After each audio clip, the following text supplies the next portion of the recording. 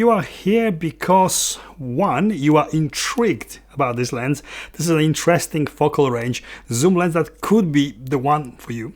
Number two, you want to see if this is any better than the Tamron. It is cheaper after all. And three, you want to see the sample shot with this lens and you want to hear what I think about it. If that's the case, then you are playing the right video right now. In the next few minutes, I will show you lots of samples shot with it. I'm going to talk about the build quality, the price and value for money. And in the end, I'm going to give you my final thoughts to help you decide if this lens is the right lens for you. Keep watching, don't skip, and you are going to find out more about it. Just so you know, everything you see and hear in this video is my own and unbiased opinion. I have this lens for a few weeks on loan to test and make this review about it, but as always, I was not paid or asked to say anything specific about it, and I was not required to show this video to anyone before posting it. So performance, the first thing you want to know about this lens. Is it as good as Tamron? Maybe. It delivers a very good sharpness across its entire zoom range. I have heard some rumors that it is softer midway and towards that 150mm telephoto, but I can't see the quality changing at all, or should I say I can't see the sharpness going away at any focal range. I must say that I had no issues with any Samyang lenses I have reviewed in the past, and even though they have been around for a long time, this new wave of autofocusing lenses for Sony is new to them and they do occasionally have hiccups and, let's say, worse or not as good as perfect copies sometimes floating around. I am talking about the one I have here, and this one works very well. This lens has got changeable widest aperture. At 35mm, the wider end, you get widest aperture of f2, and as soon as you start zooming in at about 40mm, that closes to f2.2, and at about 60mm to f2.5, f2.8 at 80mm, and stays f2.8 to the end of the zoom range at 150mm. Even though the aperture changes, closes when you zoom in, this is still wide aperture zoom. I'll say unique with this focal range, but it is not. There's mighty Tamron this is pretty much based on. There is very slight softness around the edges at 35mm at some very light vignetting. Not a problem to majority of people in the real world situations. Overall, the sharpness and the image quality is, in my opinion, very good. Using it in the real world, the only issue I had with it was the minimum distance focusing. At 35mm, it is 33 centimeters, and at 150mm, it is 85mm. But very often, the lens won't focus at all. I need to then step back or zoom out a bit if I'm zoomed in into acquire focus and then try again. I'm not sure if this is a problem or simply user error, but certainly slightly unusual and could be frustrating at times. If you like me and like getting close with zoom lens to get those nice macro-like shots, the changeable minimum focusing distance might take some time getting used to. That's all. Very little chromatic aberration, almost zero. No real problems with flaring either. Optically, it is a very solid performer in my opinion. Easy to shoot with and easy to produce very high quality shots with.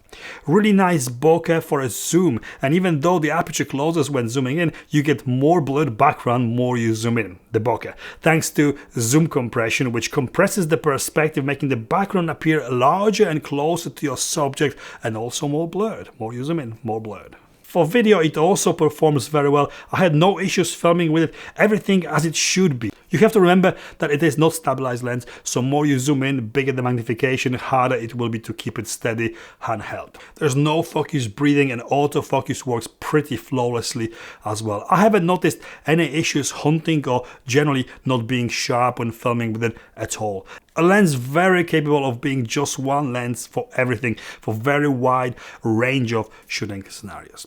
Let's talk about the build.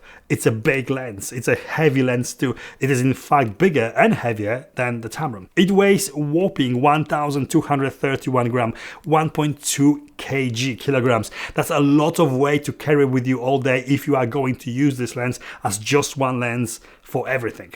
Just like all the current Samyang lenses, it features the hidden red ring, a metal barrel and tough plastic outer construction with full weather sealing. The focus ring, has got nice amount of resistance when turned, and it features that pattern which doubles for gears if you are going to use any kind of follow focus system on it when filming and manually focusing with it. The zoom ring is firm too, and the lens extends quite a bit when zooming in as well. The one I have here, the copy I have here, suffers from zoom creeping. The lens barrel just extends by itself slowly when pointed down, which could be potentially a problem for those who need to shoot pointing it down from the tripod, for example. Big front element with 82mm filter thread, making filter purchases a little bit more expensive than pretty much any other smaller size. There is a zoom ring lock which locks the lens in at 35mm fully zoomed out, so it won't extend by accident when carrying it around or when pulling it out from tight compartment of your camera bag. Standard auto manual focus switch and 2 focus hold buttons. These can be programmed to different functions via the camera, standard, but also can be used as focus point save mode. You focus on something, press the button for 3 seconds to save that focus position and recall it by pressing the button again.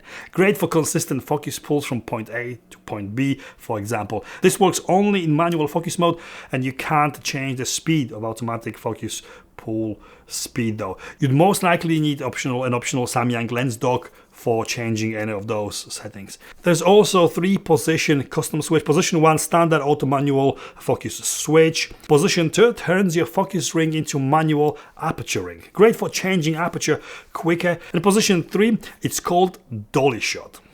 Is the effect probably made the most famous by Spielberg in Jaws movies. It's when the camera moves in closer and zooms out at the same time, making your subject stay the same size in the frame, but the background changes size. So in position 3, this mode allows you to zoom and change focus with the same zoom ring. It makes the lens parfocal electronically, digitally, so the subject stays sharp even though you are moving and zooming in or out at the same time. It works, but it is a little bit gimmicky, unless you are recreating Jaws movies in your spare time all the time. Anyway, the custom switch can be reprogrammed to do different things, but for that you do need an optional Samyang lens dock. Price. This lens is bigger and heavier than the Tamron, but it is quite a bit cheaper. It retails for around £1,300 here in UK or $1,400 in US. This is about £500 or dollars less than what Tamron lens costs. Potentially good value for money, as you get a lot of lens here. Not only f2 35mm, but everything in between and up to very impressive still wide aperture of f2.8 telephoto. Tamron is more expensive, but it is also slightly better overall. This lens with this price is a great alternative when you really must have this focal range. One zoom lens for everything when your budget is limited and you can't stretch it out to what the Tamron costs, or when you spend all the money on the camera and you need to save as much as possible to get you going. This is certainly good enough for pro work. I had no build or optical issues with any Samyang that I have used so far, but there are some reports going around that there are not so good copies floating around. I can't confirm that it is true, as I've never seen one that breaks apart or just doesn't work, but I'm sure that any retailer you buy from would be obliged to replace it if that ever happened to you. All in all, a very good performer with a good price for what you are getting here. Conclusion, it's a good lens. I can't say that it is the best lens that I have ever used, and the overall feel and performance is ever so slightly behind what Tamron has on offer, but it is still a very good lens. The price will surely be a decisive factor if this lens is for you or not. As for the money you are saving on it, you could buy another lens to go with it. No major issues performance-wise, really sharp and easy to use lens. Very versatile focal range, giving you everything from almost wide angle to decent telephoto in one package, one heavy package. It's a lens that could be just one lens for everything, and it is suitable for pretty much every type of photography or video. It is heavy, however, and if you do run and gun type of photography or videography, this could turn out to be a backbreaker after a few hours using it constantly. Good for anything from product, nature, landscape to portrait and more. It's a lens that keeps giving. Overall, good value for money all rounder for all those of you who like to save a few pennies. For the rest of you, there is the Tamron. This is recommended. And this is it from me. I hope this video was in some way helpful or informative. If it was, please give me that thumbs up. Please follow me on Instagram, consider subscribing, and thank you for watching. See you next time. You have to remember that it is not I've got no idea what I'm talking about. Let's talk about the build. It's a big lens. It works. It works. It works. Does it work? The price will surely. There's also 3 positions for.